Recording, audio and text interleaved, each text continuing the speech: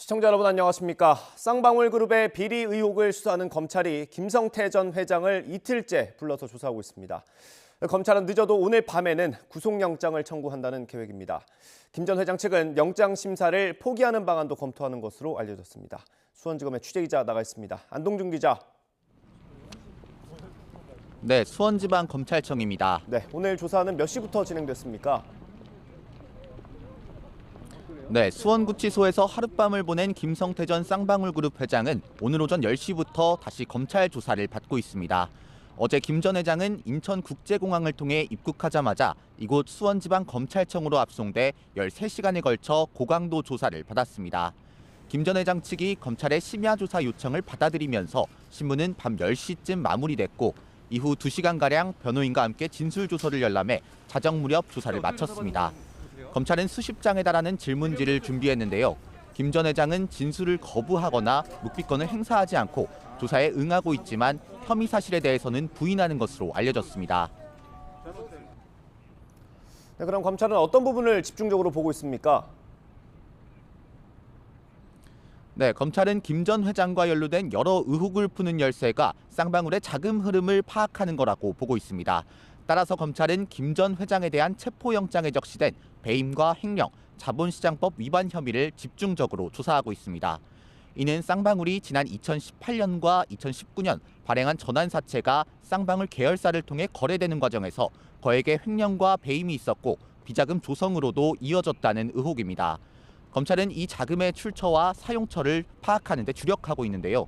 이재명 더불어민주당 대표 변호사비 대납과 불법 대북 송금 의혹과 관련해 이 자금이 쓰였다고 의심하고 있습니다. 하지만 검찰은 변호사비 대납을 입증할 만한 결정적인 단서를 찾지는 못했는데요.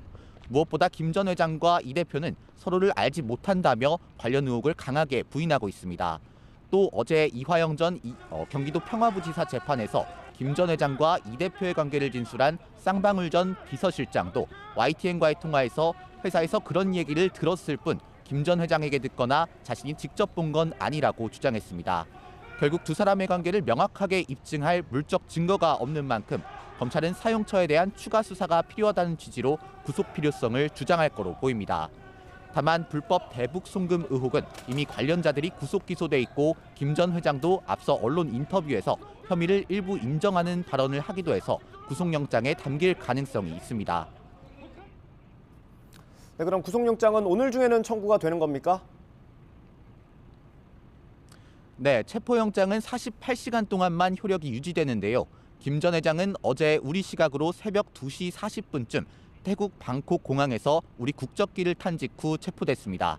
그러니까 체포영장은 내일 새벽 2시 40분쯤 만료됩니다. 이에 따라 검찰은 늦어도 오늘 밤 김 전 회장에 대한 구속영장을 청구할 계획입니다. 김 전 회장 측은 영장 실질 심사를 포기하는 방안도 검토 중인 것으로 알려졌는데요. 김 전 회장이 이미 한 차례 해외로 도주한 전력이 있는 데다 검찰 조사에서 도주에 대한 잘못을 인정한 것으로 전해졌습니다. 구속될 가능성이 크다고 보고 구속심사에 힘을 빼지 않겠다는 의도로 풀이됩니다. 지금까지 수원지방검찰청에서 YTN 안동준입니다. 더불어민주당 이재명 대표가 대장동 의혹 관련 검찰 소환 조사 여부를 놓고 고심 중인 가운데 여야 공방도 거칠어지고 있습니다.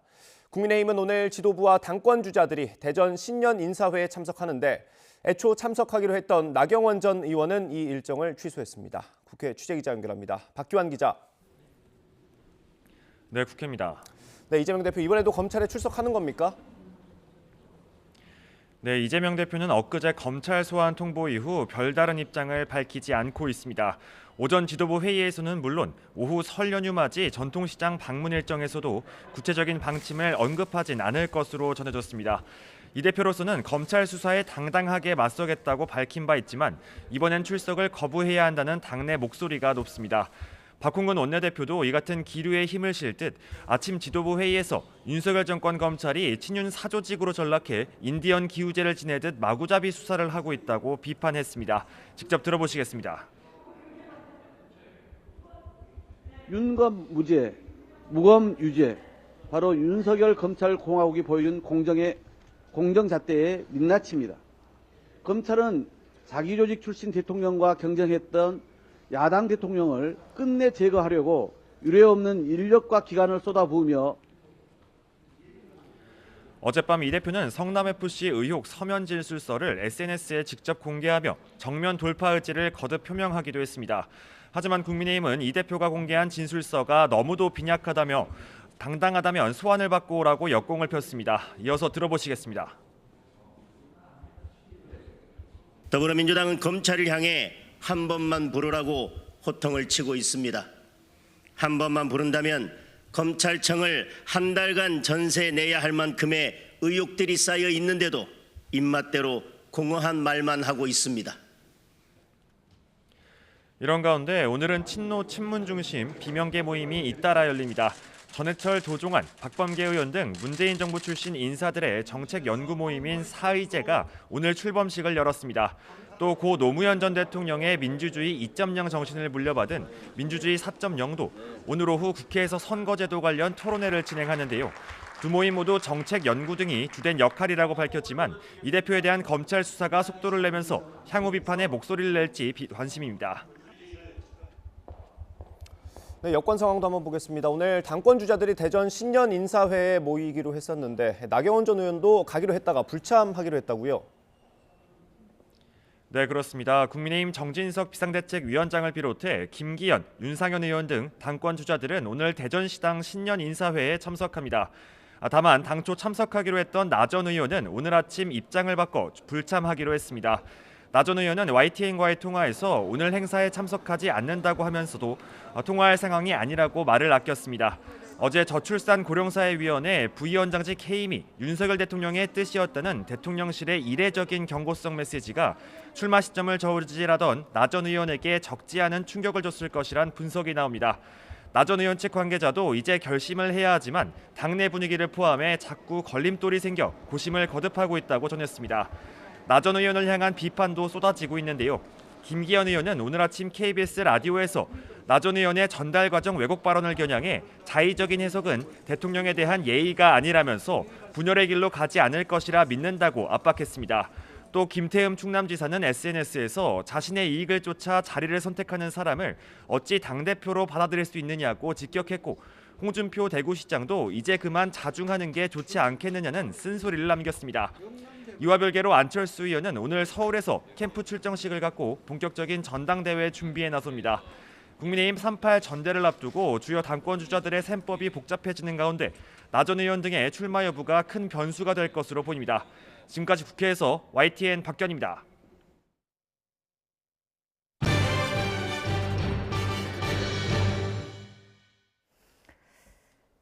국가정보원과 경찰청이 국가보안법 위반 혐의로 서울 정동 민주노총 사무실을 압수수색하고 있습니다.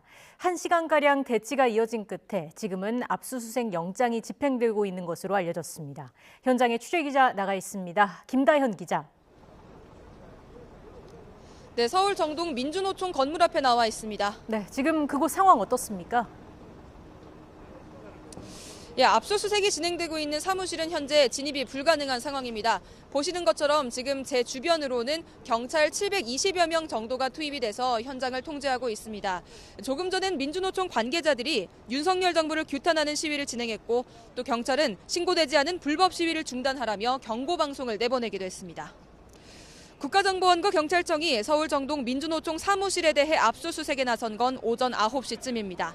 1시간가량 이어진 대치 끝에 압수수색 영장이 집행됐는데요. 민주노총 측은 압수수색 대상인 조합원 1명이 변호사와 참관하러 올 예정이라며 이들의 입회하에 수색을 진행하는 걸로 정리했다고 설명했습니다. 압수수색 영장에 적시된 혐의는 국가보안법 위반입니다. 경찰 관계자는 다만 민주노총 조직 전체가 아닌 소속 조합원 등 4명에게 적용된 혐의이고 이들에 대한 강제 수사에 나선 거라고 밝혔습니다. 구체적으로는 민주노총 조직국장 등 4명이 캄보디아와 베트남 등 해외에서 북한 공작원을 만나 지령을 받은 정황을 포착했다고 설명했습니다. 또 이는 최근 언론을 통해 보도된 이른바 제주 간첩단 사건과는 별개라고 덧붙였는데요. 민주노총은 자신들은 영장 집행을 거부할 이유가 없는데도 경찰과 국정원이 지나치게 밀어붙이고 있다며 마치 잘 짜인 그림 같다고 강하게 반발했습니다.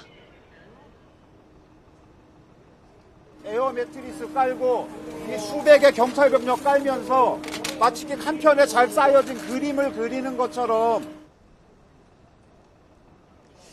네, 현재 압수수색은 피의자 신분인 조합원의 자택과 서울 영등포구 보건의료노조에서도 이루어지고 있습니다. 지금까지 민주노총 앞에서 YTN 김다현입니다. 공정거래위원회가 현장 조사를 거부했던 화물연대를 검찰에 고발하기로 했습니다. 화물연대를 사업자 단체로 보고 공정거래법상 조사 방해 혐의를 적용했습니다. 자세한 내용 취재기자 연결해서 알아보겠습니다. 이형원 기자. 네, 경제부입니다. 네, 공정위가 화물연대 본부를 검찰에 고발하기로 했다고요? 네, 지난 16일 열린 전원회의에서 검찰 고발을 의결했습니다. 공정위는 파업 과정에서 화물연대가 소속 차주에게 운송 거부를 강요했는지 조사해 왔는데요. 관련 자료 확보를 위해 지난해 12월 세 차례 화물연대 본부 등에 현장 조사를 나섰지만 화물연대 측 거부로 무산됐습니다. 공정위는 이 같은 행위가 조직적인 차원에서 고의로 이뤄졌다며 공정거래법상 조사 방해에 해당한다고 판단했습니다. 공정거래법은 사업자가 공정위 조사를 고의로 거부, 방해할 경우 3년 이하의 징역이나 2억 원 이하 벌금을 물리도록 하고 있습니다. 네, 이번 공정위 결정은 화물연대를 사업자로 봤다는 거죠? 네, 앞서 말씀드린 대로 화물연대에 적용된 법은 공정거래법입니다. 사업자 단체에 적용되는 법인데 화물연대가 이 법을 위반했다는 겁니다. 공정위는 지난해 특수고용 노동자로 구성된 건설노조를 사업자 단체로 보고 과징금을 부과했는데 화물연대에 대한 판단도 같았습니다. 앞서 지난해 12월 한기정 공정위원장이 화물연대 소속 차주를 사업자로 보고 있다고 밝혀 결과가 예상되기도 했습니다. 당시 한 위원장 발언으로 공정위가 조사 중인 사건에 대해서는 NCND, 긍정도 부정도 하지 않는다는 원칙을 해드렸다는 지적이 나오기도 했습니다. 이런 논란을 의식한 듯 한 위원장은 외부 일정을 이유로 이번 전원회의 의결에는 참석하지 않았습니다. 다만 한 위원장 불참에도 제적위원 과반 찬성으로 화물연대를 사업자 단체로 보고 고발 결정을 한 만큼 앞으로 화물연대 파업 과정에 대한 공정위 조사가 본격화할 것으로 보입니다. 이에 대해 화물연대 측은 공정위 존재를 스스로 저버리는 결정이라고 반발했습니다. 사업자를 규제하는 공정거래법을 노동조합인 화물연대에 적용하는 것은 부당한 만큼 법적 대응에 나선다는 방침입니다. 지금까지 경제부에서 전해드렸습니다. 실내 마스크 의무 해제 시점은 설 연휴 일주일쯤 뒤인 오는 30일 0시가 유력한 것으로 보입니다. 정부는 모레 열리는 중대본회의에서 일정을 최종 결정해 발표할 예정입니다. 취재기자 연결합니다. 장하영 기자. 네, 사회 2부입니다. 네, 실내 마스크 규제를 곧 푼다는 뉴스를 계속해서 전해드리고 있는데 이제 결정이 된 겁니까? 네, 어제 전문가 자문기구인 국가감염병 위기 대응 자문위 회의에서 전문가들은 실내 마스크 의무를 권고로 전환할 수 있다는 요건을 갖췄다는데 의견을 모은 걸로 전해졌습니다. 앞서 기준으로 세웠던 4가지 지표 대부분을 충족했고 변수였던 중국의 유행 상황도 정점을 지난 걸로 판단하고 있기 때문입니다. 설 연휴가 끝난 직후인 25일과 연휴 다음 주 월요일인 30일로 후보가 좁혀졌는데 지금까지 대부분의 방역 조치가 월요일 기점으로 시행 또는 해제됐다는 점을 고려하면 30일이 유력한 걸로 보입니다. 이상민 행정안전부 장관도 오늘 중대본 모두 발언에서 올겨울 코로나19 유행이 정점을 지나고 있다며 방역 상황이 전반적으로 안정화되고 있다고 평가했습니다. 실내 마스크 조정 일정은 오는 20일 열리는 다음 중대본 회의에서 결정해 발표할 예정입니다. 이 장관은 그러면서도 다가오는 설 연휴에 상황이 다시 나빠지지 않을까 우려했는데요.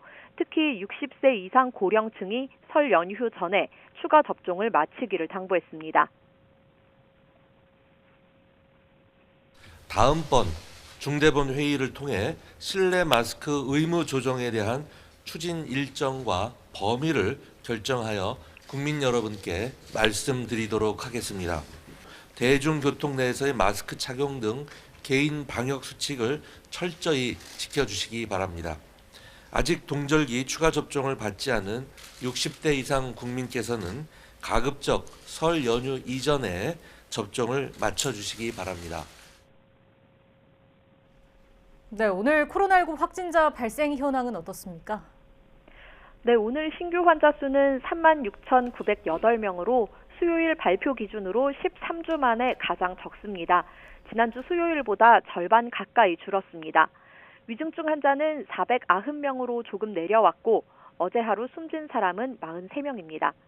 주간으로 살펴보면 지난주 하루 평균 신규 확진자가 일주일 전보다 27.5% 감소했고 유행 추이를 알 수 있는 감염 재생산 지수 역시 0.85로 2주 연속 1 아래를 보여 국내 코로나19 유행이 확연한 감소세를 보이고 있습니다.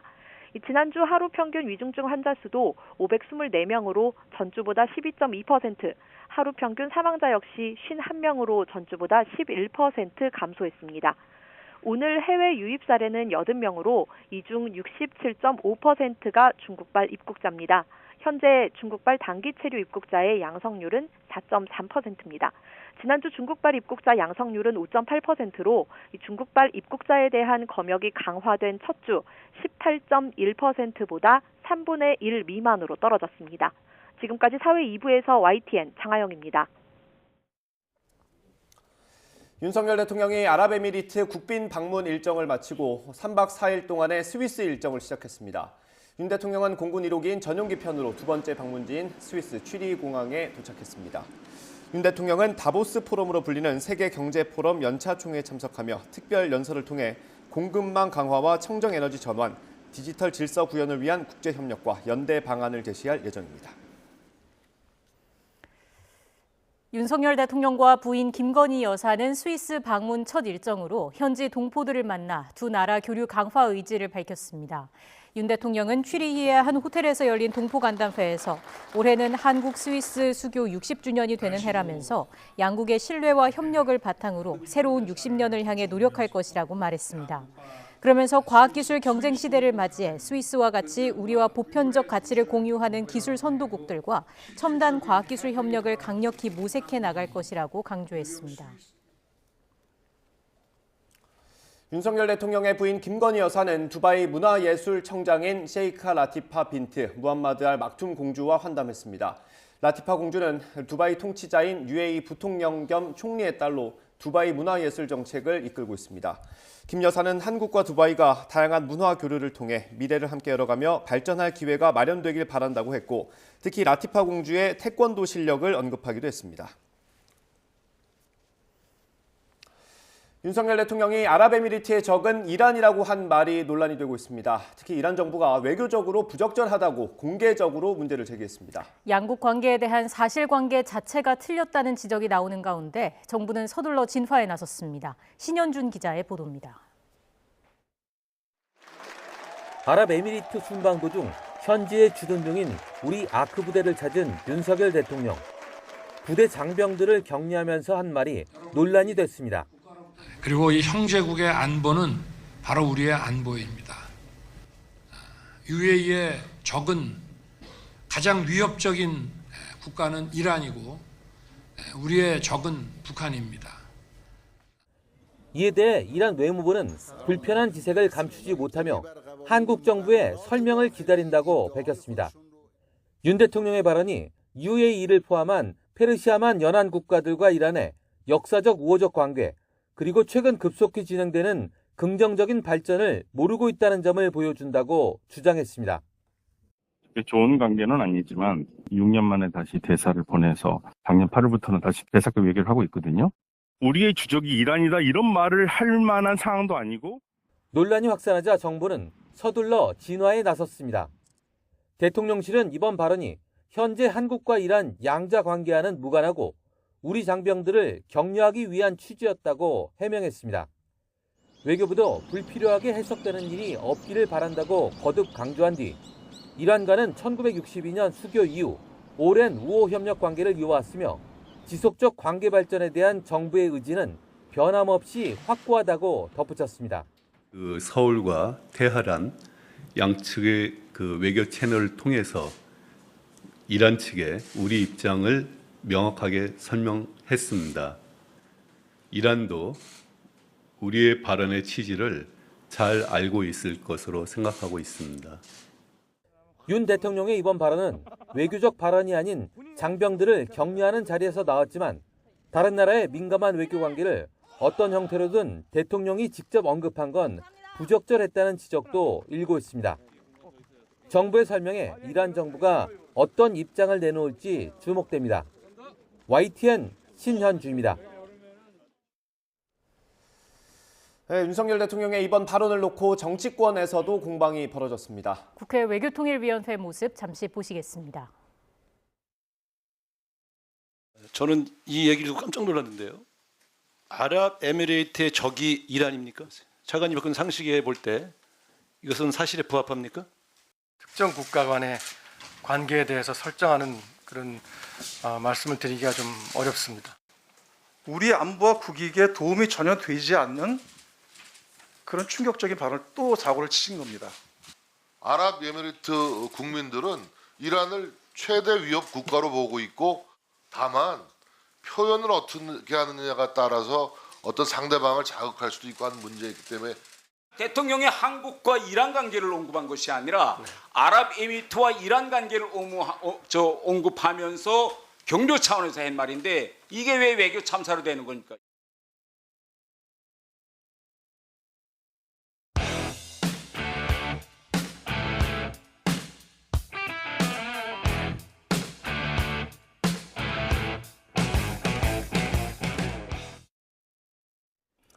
오늘의 정치권 이슈 짚어보겠습니다. 장성철 공론센터 소장, 복기왕 전 청와대 정무비서관 두 분과 함께합니다. 어서 오십시오. 안녕하세요.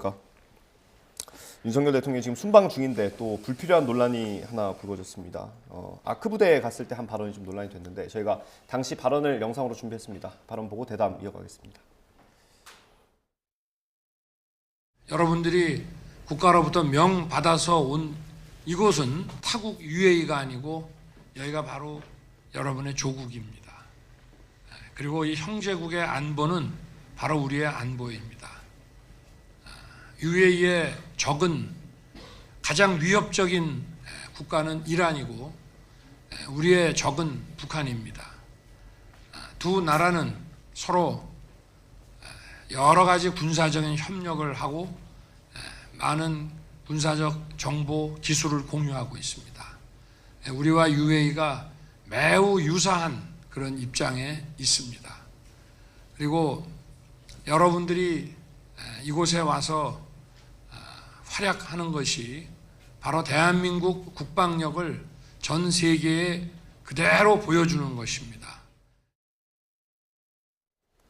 네, 일부러 좀 논란이 되는 말 앞뒤로 좀 길게 잘라서 보여드렸습니다. 어떻게 보셨어요?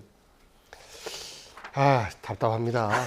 이게 아니 왜 힘센 척을 하죠? 왜 잘난 척을 하려고 하죠? 겸손한 지도력, 이게 미덕인데 미국 대통령이 힘센 척 하면 재수없어 하지 않습니까? 그런데 오히려 겸손한 척 하면 역시 강대국은 달라 하는 건데 별로 힘도 없으면서 마치 UAE를 대신해서 다 싸워줄 것 같은 이런 그 힘센 척 하는 거잖아요. 그러면서 동시에 우리가 이란과 UAE 그리고 우리와 남북한 관계가 유사하다? 말도 안 돼요. 모르면 가만히 있으셔야죠. 그런데 다 아시는 것처럼 그 병사들 앞에서 저렇게 이야기를 하고 거기가 조국이다. 저는 비유도 말이 안 된다고 봅니다. 조국은 대한민국이고 우리 대한민국이 국제 위상이 커져서 국제 평화 유지를 위해서 이렇게 나와 있는 것 자랑스럽다. 여러분들 고생하신다. 네. 이렇게 말하는 게 맞지. 여기에다가 이란 같은 경우는 우리하고 특히 석유 관련해서는 4대 교역국 중에 하나인데 강남에 테헤란로 있지 않습니까? 예. 이란과의 그 수교를 맺으면서 상징적으로 그 테헤란로가 있는데 형제국의 안보는 우리 안보와 똑같다. UAE와 이란은 적국이다. 뭐 이런 이야기 하는 것은 곧 이란은 우리와 적국이나 마찬가지다라는 말로 들리지 않습니까? 그러니까 이란에서는 외교부에서 공식적으로 설명을 기다린다라는 입장을 발표하는 것 당연해요. 우리 같았어도 난리가 났을 겁니다. 만약에 다른 국가에서 이런 일이 있었다라고 하면. 그래서 저는 대통령이 그 말씀하시는 걸 너무 좋아하시는 것 같아요. 그 어느 참모의 말에 따르면 1시간에서 59분 자기 이야기하고 1분 정도 들을뚱말뚱한다 이런 말씀하셨는데 조금 줄이셔도 되고 아는 척 많이 안 하셔도 되고 힘자랑 하실 필요도 없고 그렇습니다. 그런데 왜 이렇게 그 외국 나갈 때마다 자꾸 사고를 치니까 뭔가 성과를 막 포장하려고 하는 이런 것들 때문에 계속해서 사고가 반복되는 것 아닌가 싶습니다. 이 부분은 담백하게 말 실수였습니다라고 인정하면 끝날 부분인데 이것 또한 인정을 안 하잖아요. 오히려 여당에서 의원들이 옹호하고 있는 이런 모습들을 보면 조금 창피합니다. 일단 뭐 비유 자체가 맞지 않았다라는 지적이 많이 나오고 있고요. 소장님 어떻게 보셨습니까? 안타깝죠. 실언이라고 볼 수밖에 없죠. 저런 언급을 왜 하셨을까? 참 좀 안타까운 부분이 많이 있다라고 말씀을 드릴 수밖에 없습니다.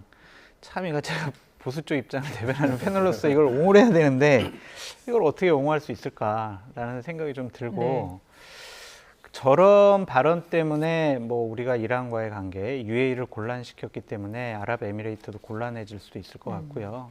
만약 저 발언이 지금 국민의힘 의원들이나 아니면 대통령실에서 얘기하는 것처럼 별 큰 실수가 아닌 것 같아요 라고 생각을 하면 왜 우리나라 외교부가 지금 이란에게 여러 가지 해명을 하고 전전긍긍을 하고 있습니까? 그러니까 이것은 실언은 실언 맞아요. 그런 것들은 인정을 해야지 억지로 아니 복귀한 비서관님 이렇게 대통령께서는 경제 외교로 불철주야 지금 외국 나가서 노력을 많이 하고 계시는데 저런 단어 실수 하나 가지고 칭소붕대 하시는 게 대한민국 국민으로서 맞습니까? 이런 식으로 공격을 하면 국민들이 그것만 잘라서 나가면 이상하게 쓰겠습니다. 국민들이 이 부분에 대해서 상식적이라고 생각하지 않을 거예요. 그래서 잘못한 건 잘못했다고 인정하시라. 왜냐하면은요. 만약 문재인 대통령 시절에 문재인 대통령이 예를 들면 인도네시아 가가지고 아유 인도네시아의 주적은 말레이시아 아닙니까? 그렇게 얘기하면은 국민의힘 의원들이 야 얘기 잘하셨습니다. 뭐 이러겠냐고요. 그러니까 이게 자꾸 역지사지 입장을 바꿔놓고 생각을 해봐야지 억지로 국민들이 아이고 저런 얘기를 왜 하셨을까라고 생각하는 부분에 대해서 옹호하면은요 점점 이상한 취급받아요. 그러지 않으셨으면 좋겠어요. 이게 대통령의 입에서 나온 거긴 하지만 뭐 대통령 개인이 아니지 않습니까? 외교 무대이기도 했고요. 그 참모들의 어떤 조력이 좀 아쉽긴 합니다. 조력을 하고자 하는데 그것을 무시하는지 혹은 그 조력이 안 되는지 모르겠어요. 저렇게 공개되는 발언은요. 주요 핵심 키워드들을 대통령이 외우고 가시거나 메모를 하고 가세요. 그래서 상징적으로 이 바깥으로 나가는 발언에 대해서는 굉장히 조율된 준비된 발언을 하는데 이거 볼 때는 그냥 자유 발언처럼 보여요. 그리고 저런 메모, 저런 말씀 자료를 올렸을 리가 없습니다. 기본적으로 2단계 이상의 검증을 받아요. 해당 담당 비서관실 수석실에서 한번 쓰고 이것을 또 최종적으로 의전실에서 이게 맞는지에 대한 또 확인도 하고 그리고 그것에 대한 그 밑자료에 대한 재확인을 또 뭐 외교부를 통해서 하기도 하고 이렇게 하는데 과연 저런 자료가 대통령에게 갔을까? 그런 자료를 참고자 말씀 자료를 보냈다라고 하면 정말로 더 큰 심각한 문제고요. 저는 그런 그 말씀 자료들을 드리지만 대통령이 공부 안 하시고 본인이 그냥 아는 상식 내가 더 잘 알아 라는 생각 속에서 하신 말 실수다라고 해석하고 싶어요. 그러면 그나마 좀 다행스러운데 만약에 그 비서실의 보좌조차도 이런 내용으로 말씀 자료가 올라갔다라고 하면 저는 정말 우리나라의 그 외교안보 분야의 비서실 그리고 이런 것들에 대해서 사전에 알고 있었다라고 하면 외교부, 외교안보 라인 모두에 대해서 저는 정말로 심각한 문제 제기를 할 수밖에 없는 상황이다라고 생각해요. 그래서 저는 그냥 대통령의 실수다. 기분 좋아서 우리 장병들 보면 좀 업되지 않습니까? 기분 좋아서 실수했다라는 차원이기를 저는 바랍니다. 어쨌든 뭐 이란 정부도 불쾌감을 드러내기도 했는데 이거는 뭐 외교 경로를 통해서 잘 설명하고 이해를 구하면 해결될 일입니까? 그렇죠. 그렇게 해야죠. 그러라고 외교부가 있는 거 아니겠습니까? 지금 외교부라는 외교부 장관, 외교부 공무원 그들의 역량이 좀 발휘되어야 된다라고 말씀을 드리고요. 이것과 관련해서 괜히 뭐 이란과의 어떤 우호 관계가 좀 훼손되거나 나빠지는 것 이거는 결코 양국이 원하지 않을 거예요. 그래서 자세하게 좀 설명을 하게 되면 또 이란 측도 좀 인정하지 않을까, 이해하지 않을까 그런 생각도 해봅니다. 그러니까 외교가 주요 국익인데 이거 관련해서 이란에 어떤 선물을 줘야 될까를 외교부는 고민할 수밖에 없을 겁니다. 현재 이란과 우리가 여러 가지 문제에 있어서 또 밀고 당기기 하고 있는 것들이 있잖아요. 뭐 자산 동결된 문제라든지 이런 것들 가운데서 이란은 이 틈에 한국으로부터 무언가를 받아내야 되겠다라는 셈법을 갖고 있을 거예요. 그러면 우리는 일단 외교적 결례에 대한 보상 차원에서라도 우회적 접근이든 직접적 접근이든 간에 그 보상을 해줄 수밖에 없는 이런 상황이 될 겁니다. 그러하기 때문에 우리가 외교가 그만큼 중요하다. 새치혀가 총 뭐 칼보다 더 무섭다라는 말이 바로 이런 경우를 두고 한 이야기입니다. 외교 역량이 어떤 관계를 발전시키는 방향으로 가야 되는데 뭔가 자꾸 수습하는 데 집중을 하는 것 같아서 좀 안타깝긴 합니다. 아까 비서관님 말씀해 주셨는데 탁현민 전 비서관도 비슷한 얘기를 했어요. 그래서 저희가 녹취를 준비했습니다. 탁현민 비서관, 전 비서관이죠. 예, 전 의전 비서관 발언 들어보겠습니다. 그 정도 발언이 문제가 될 거라는 판단을 그 안에 어느 누구도 하지 않았다면 시스템이 붕괴됐다는 의미고 그렇잖아요. 왜냐하면 대통령의 메시지는 특히나 그런 파병부대에서 하는 메시지는 절차와 과정이 있어요. 기본적으로는 국방부에서 초안을 만들 거예요.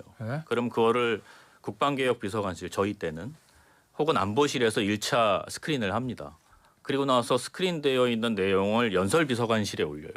그럼 연설비서관실이 2차로 스크린을 하고 다시 부속비서관실을 통해서 대통령에게 가는 거거든요. 그러면 의전적으로 어떻게 했었어야 되냐면 그 발언을 비공개 처리했었어야죠. 왜냐하면 대통령이 부대에 방문한 건 공개해도 좋은 내용이지만 굳이 그 내용을 공개해서 얻을 게 뭐죠?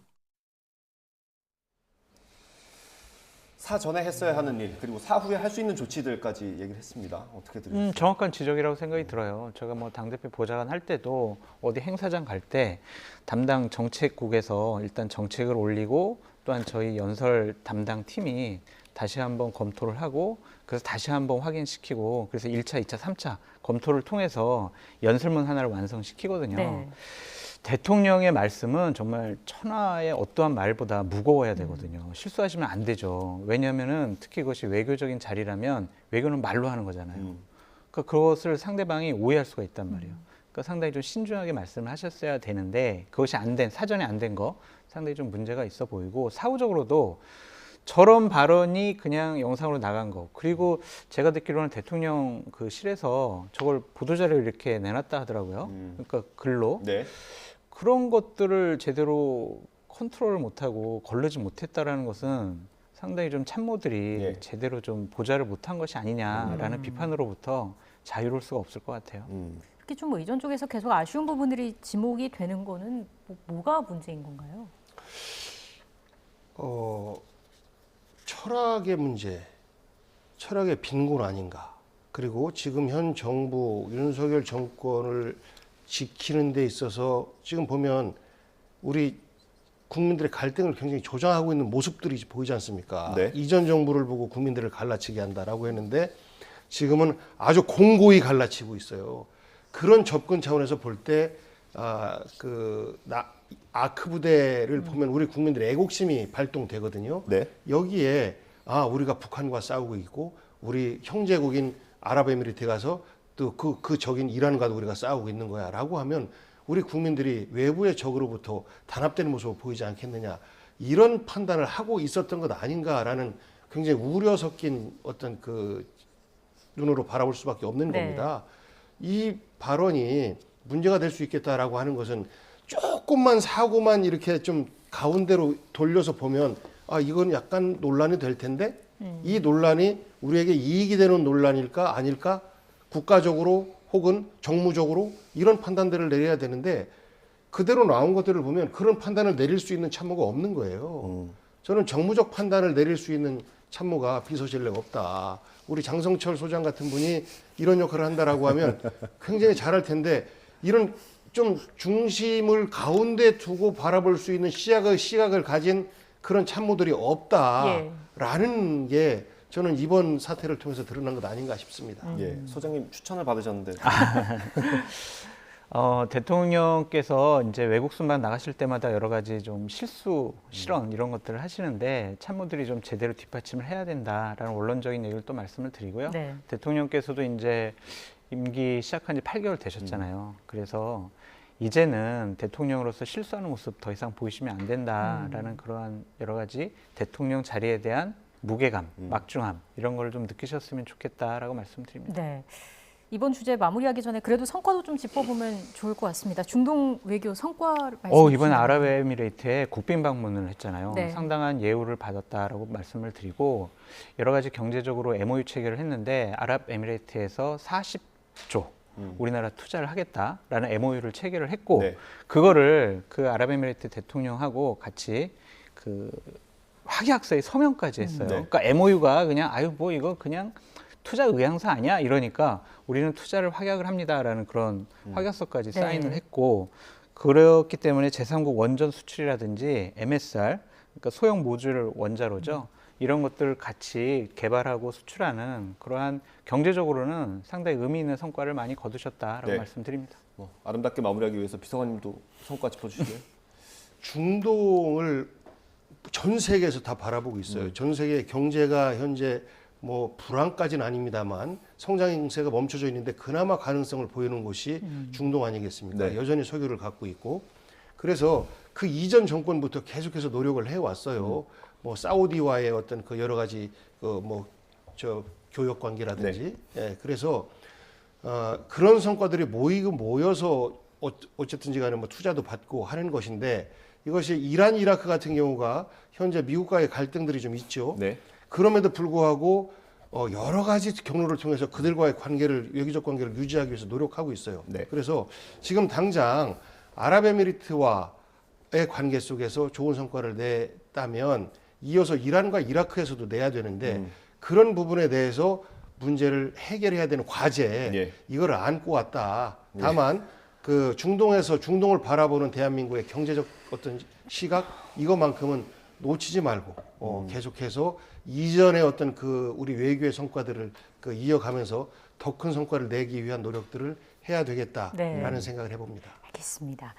주제를 이제 좀 바꿔보겠습니다. 국민의힘 전당대회 얘기를 해볼 텐데요. 저희가 준비한 그래픽이 있어서 함께 보면서 먼저 얘기를 해보겠습니다. 오늘 나온 국민의힘 지지층을 대상으로 한 여론조사 결과입니다. 당 대표 적합도를 물었는데 김기현 의원이 크게 좀 지지율이 오른 모습을 보이고 있습니다. 35.5%, 그리고 나경원 전 의원이 21.6%로 집계가 됐는데, 물론 이 수치 자체보다는 여론조사는 그 흐름이나 추세가 중요하니까요.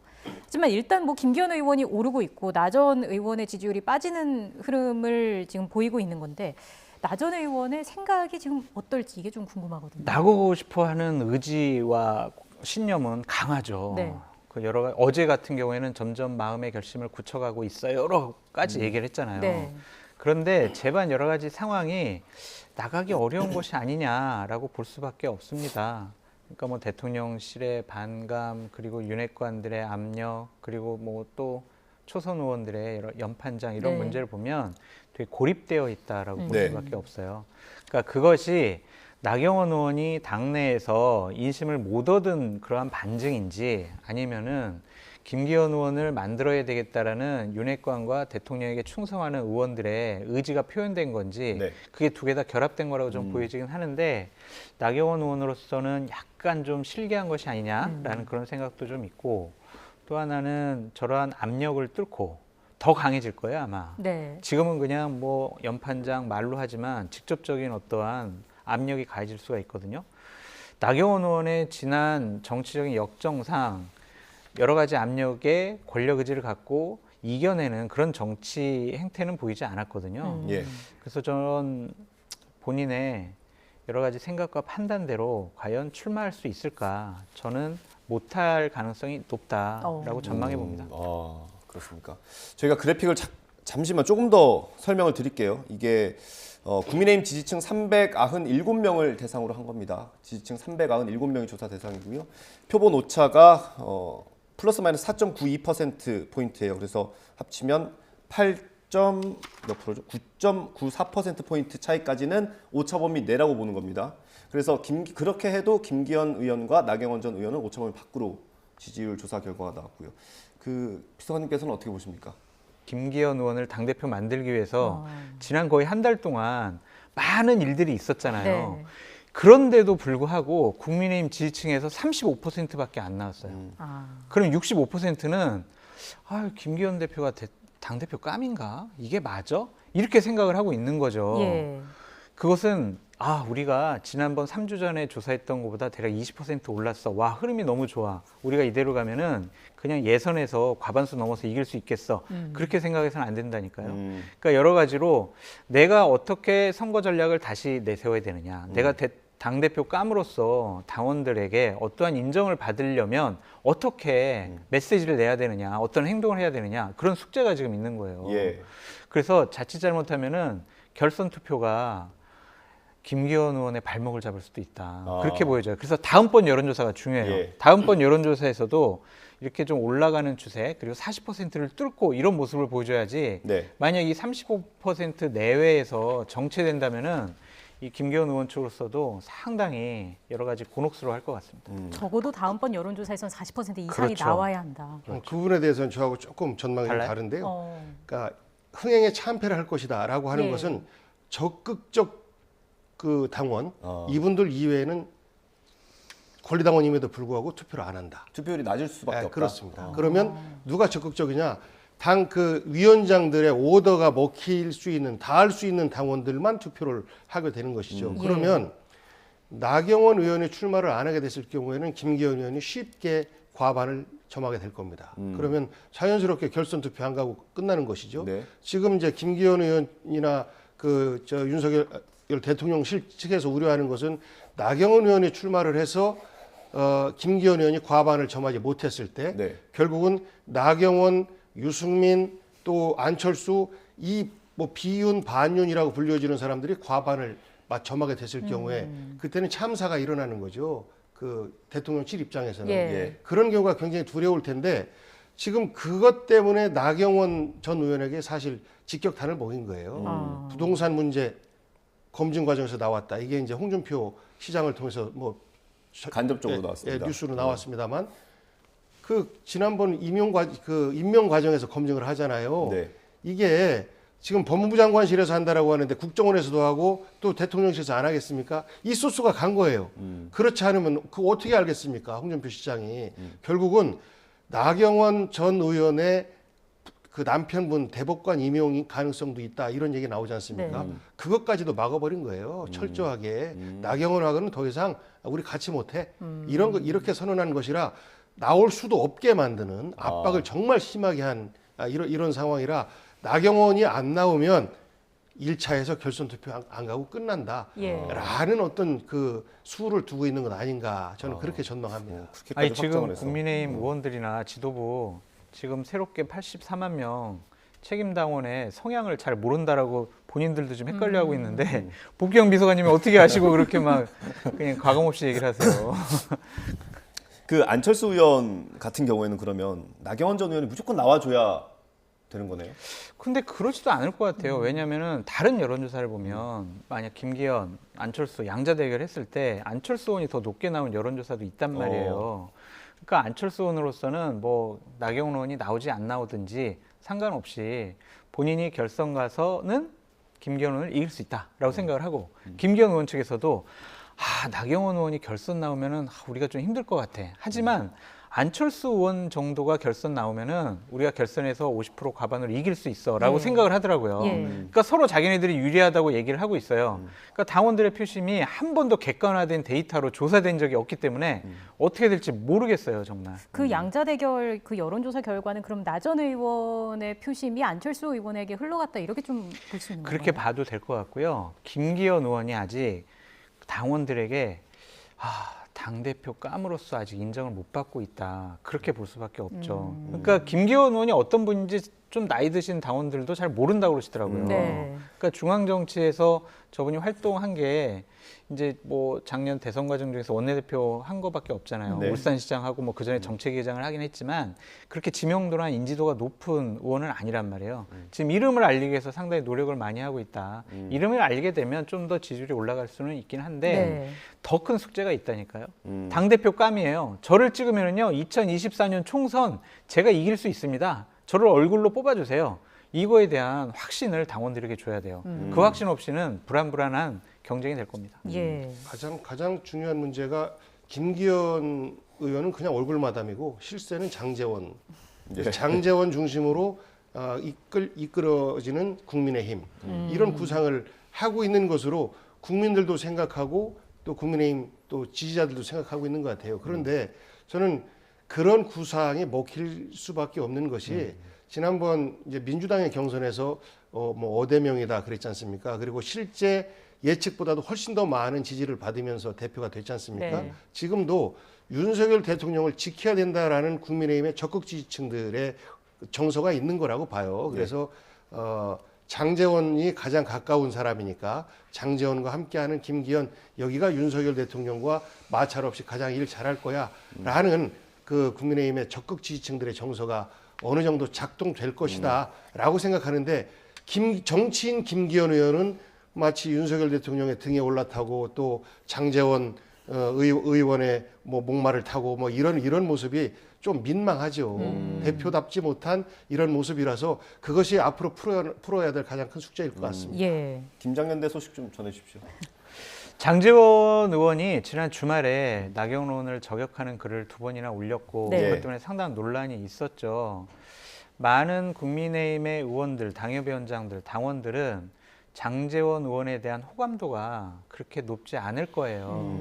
그래서 김기현 의원 뭐 대통령하고 호흡 잘 맞을 것 같고 그리고 당에 큰 갈등이나 분란 없이 당대표직을 잘 할 거는 같은데 만약에 김기현 의원이 당대표가 돼가지고 장제원 의원이 사무총장이 돼서 공천을 좌지우지한다면 네. 그거에 대한 반감이 분명히 있을 겁니다.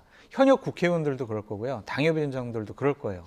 그렇다면 장제원 의원이 안 됐으면 좋겠다. 그럼 어떻게? 김기현은 밀지 못하겠네. 그럼 일단 다른 사람 밀어야지. 이럴 수도 있단 말이에요. 왜냐하면 현역 의원들과 당협위원장들은 공천에 목숨을 걸어요. 네. 그런 상황을 알고 있기 때문에 김기현 의원 측에서도 좀 장제원 의원 조금 자중해라. 더 이상 전면에 좀 나서지 않았으면 좋겠다라는 의사를 전달했다고 하더라고요. 예. 그것에 대해서 이제 장제원 의원이 뭐 어느 정도 좀 불쾌감이 있는지 아니면은 뭐 수긍을 한 건지 저희들은 알 수는 없지만 일단은 주말 이후부터는 장제원 의원이 공개적인 목소리를 내지는 않고 있잖아요. 본인도 느끼고 있는 거예요. 나에 대한 거부감이 생각보다는 좀 강하구나. 이것이 김기현 의원 선거에 도움이 되지 않겠구나. 그런 생각을 하고 있는 것 같습니다. 예. 지금 뭐 보시는 것처럼 김장철 지났다. 네. 이런 이야기를 김기현 의원이 했고요. 이게 어쨌든 장제원 의원이 최근 나경원 전 의원과 각을 세웠는데 혹시나 나경원 전 의원이 출마를 안 하게 되면 빠지게 될 나경원 전 의원의 표를 흡수하지 못할 수도 있다라는 생각도 좀 반영이 된 걸까요?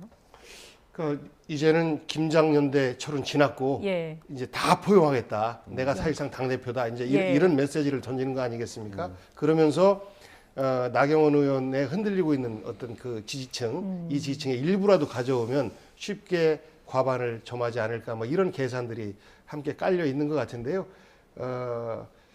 김기현 의원이 당선되는 것이 국민의힘의 당의 안정을 위해서는 좋아 보일지 모르겠습니다만 과연 이것이 우리나라의 민주주의 발전에 어떤 기여를 할까라고 생각해 보면 저는 굉장히 우려스럽습니다. 예. 우리가 제왕적 대통령제를 마무리하고 그리고 당과 대통령을 분리시켰지 않습니까? 네. 그런데 지금처럼 이렇게 노골적으로 당무에 개입하는 대통령실 본 적이 없어요.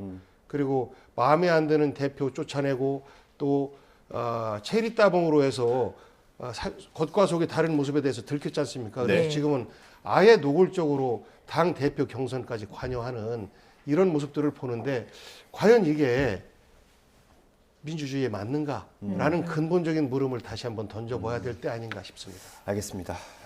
국민의힘의 당권 경쟁 구도가 어떻게 될지는 나경원 전 의원의 출마 여부에 따라서 좀 달라질 것 같고요. 오늘 원래 공개된 행사가 예정이 돼 있었는데 그 행사에 가는 걸 취소했다고 합니다. 아마 고민을 깊게 하는 것 같습니다. 관련 소식 들어오면. 하나만 좀 더 말씀드리고 싶은 게 있는데 국민의힘 초선 의원 48명이 연판장을 돌렸잖아요. 네.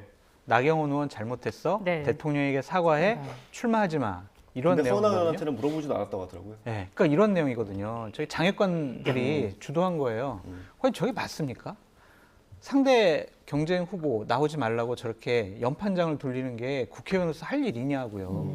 연판장은요, 국민을 위해서 연판장을 돌려야죠. 왜 자신들의 공천과 권력의 기득권 유지를 위해서 연판장을 돌립니까? 상당히 부적절한 일을 초선 의원들이 하고 있다. 이건 비판받아 마땅하다라고 말씀드려요. 네. 제가 말씀드려야 되는데 왜 그거를 장수장께서 말씀하십니까? 죄송합니다. 아이템 뺏기셨네요. 알겠습니다. 저희가 마지막으로 민주당 얘기를 좀 해보겠습니다. 이재명 대표가 이제 그 대장동 의혹 관련해서 검찰의 소환 통보를 받았죠. 오늘 오후에 저희가 조금 전에 들어온 소식인데 오늘 오후에 직접 입장을 밝힌다고 하더라고요. 어떤 쪽으로 가닥이 잡혔을까요? 지난번 성남FC 관련해서 조사를 받았지 않습니까? 그리고 그것에 대한 입장을 뭐 검찰에 대해 제출한 것을 다 공개까지 다 네. 했어요. 그리고 조사를 들어가기 전에 이미 답은 정해져 있는 것 같다. 기소할 것이다. 라고 말씀하셨는데 끝나고 나서 역시 답은 정해져 있더라. 기소할 징후가 보인다.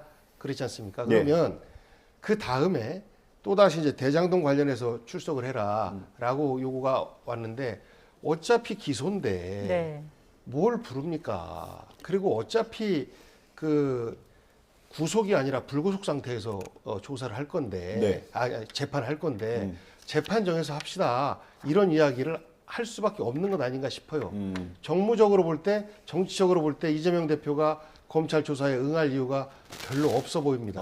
그럼에도 불구하고 조사에 응하겠다라고 발표를 하면 그동안의 뭐 정치 상식을 깨는 뭐 이런 결정이 될 텐데 저는 제 판단이 좀 맞지 않을까 싶어요. 얻을 것이 아무것도 없습니다. 그러면 대장동 이후에 그것도 이틀 정도 조사를 해야 된다라고 하는데 그 밖에 또 다른 건으로 또 불러요. 계속해서 가야 됩니다. 결국 그 검찰 리스크 이곳으로부터 벗어날 수가 없어요. 결국 그 베일은 재판정에서 벗겨지는 거거든요. 그래서 그 저희 민주당 입장에서는 최소한 내년 총선 전에 1심 재판 결과들이 좀 나와줬으면 하는 바람을 갖고 있는데 검찰에서는 이것을 최대한 늦게 진행하려고 하는 이런 움직이들이 보여요. 그리고 소환을 하는 시기도 설 신정 전 바로 신정 전 그다음에 또 설 직후 그러니까 굉장히 민심이 요동치는 이 시기에 밥상머리에 이재명 대표의 부정적 측면이 언급될 수 있도록 하는 이런 정치를 검찰이 하고 있단 말이죠. 국민의힘은 지금 정치 못하고 있어요. 내부 싸움하느라고. 대통령실도 이러저러한 계속해서 파열음만 나오지 정치 못하고 있어요. 검찰이 대야 정치를 하고 있고 그 선봉에 한동훈 장관이 있고 지금까지 보지 못했던 법무부 장관의 모습 우리 저 한동훈 장관의 말을 통해서 우리가 확인을 하고 있는 것 아니겠습니까? 이런 측면을 볼 때 이재명 대표가 더 이상 검찰에 조사하러 출석하는 일은 없을 것 같다라는 추측을 좀 해봅니다. 부장님께서는 어떻게 해야 한다고 보십니까? 출석 안 하시면은 법의 형평성 부분에 대해서 국민들이 비판을 많이 할 것 같아요. 왜 야당 당대표니까 검찰의 소환 조사를 거부할 수 있어? 그럼 모든 피의자들, 혐의자들 다 검찰 안 나가요? 말이 안 되잖아요. 오히려 더 적극적으로 외롭게 고독하게 나가셔가지고 검찰 수사 받으시고 본인 생각, 판단 그리고 혐의 벗기 위해서 법적인 투쟁을 하시는 게 맞지. 저렇게 안 나가겠다라고 만약 오늘 저런 기자회견을 한다면 저것 또한 정치적인 행위 아니겠어요.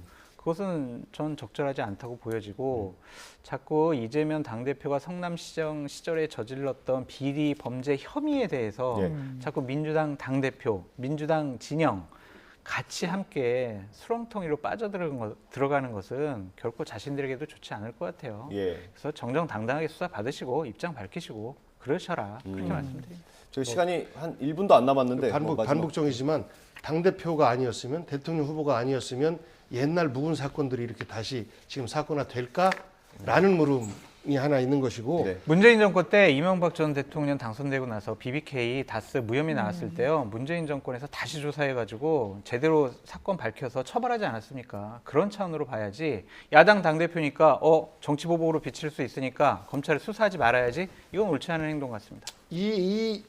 예를 들어서 이 행위가 벌어진 것은요. 이명박 박근혜 정권 때였어요. 왜 그때 가만히 있었습니까? 이 수사는요. 문재인 정권 하에서 저도 8년 동안 그 야당 시장을 했었는데 굉장히 어렵고 조심스러웠거든요. 그래서 저는 이게 과거 정권에서 수사를 했던 거니까 맞는 거다. 넌 죄가 있다. 이렇게 단정하지 마시고 검찰에서 정치하지 말고 당당하게 수사를 좀 했으면 하는 생각입니다. 그리고 검찰이 정치행위 그리고 이재명은 정치인이기 때문에 당연히 정치를 해야 되는 것이고 그리고 이것이 이제 출석이 유리하냐 불리하냐 이런 판단 또한 정치적으로 또 사법적으로 종합적으로 판단을 내리지 않을까 싶습니다. 10초만 말씀드리면 문재인 정권 하에서 이재명 당대표와 관련된 수사가 진행이 됐죠. 그럼 그 당시에도 얘기하셨어야죠. 정치검찰 왜 나를 탄압하려고 하느냐. 그때 아무 말씀도 안 하셨잖아요. 지금 와서 왜 저런 말씀하세요? 이율배반적인 행동이다. 그냥 검찰 수사 잘 받으시라 그렇게 말씀드립니다. 11초 정도 말하셨습니다. 어김없이 끝날 때 되니까 또 강하게 붙으셔서 좀 아쉬운 면도 없지 않아 있습니다. 두 분과 여기서 인사드리겠습니다. 장성철 공론센터 소장 그리고 복기왕 전 청와대 정무비서관 두 분과 함께 이야기 나눴습니다. 고맙습니다. 고맙습니다.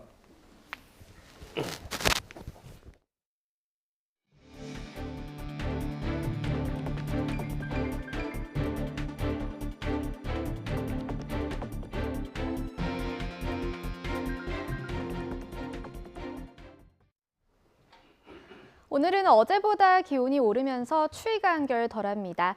오늘 아침 영하 4.6도를 기록한 서울 기온, 한낮에 영상 2도까지 올라 예년 이맘때 기온을 회복하겠고요. 사흘 만에 영상권으로 올라서겠습니다. 다만 강추위가 주춤하니 어김없이 미세먼지 소식입니다. 대기가 정체되고 중국발 스모그가 유입되면서 경기와 영서, 충북은 종일 초미세먼지 농도가 나쁨 수준을 유지하겠고요. 그 밖에 서쪽 지방도 밤에 일시적으로 공기가 탁하겠습니다. 오늘 대체로 맑겠지만 호남과 제주도에는 빗방울이 떨어지거나 눈이 날리는 곳이 있겠고요. 산간이나 이면도로에서는 빙판길 사고에 주의가 필요하겠습니다. 오늘 낮 기온은 대체로 예년 수준 보이겠습니다. 서울 2도, 대전 4도, 광주와 대구 5도가 예상됩니다. 내일 밤 사이에는 중부와 전북, 경북에 비나 눈이 내리겠고요. 설 연휴 첫날인 토요일에는 영하 10도 안팎의 한파가 찾아올 전망입니다. 날씨였습니다. 이어서 뉴스앤이슈 2부가 방송됩니다. 저희는 잠시 뒤에 돌아오겠습니다.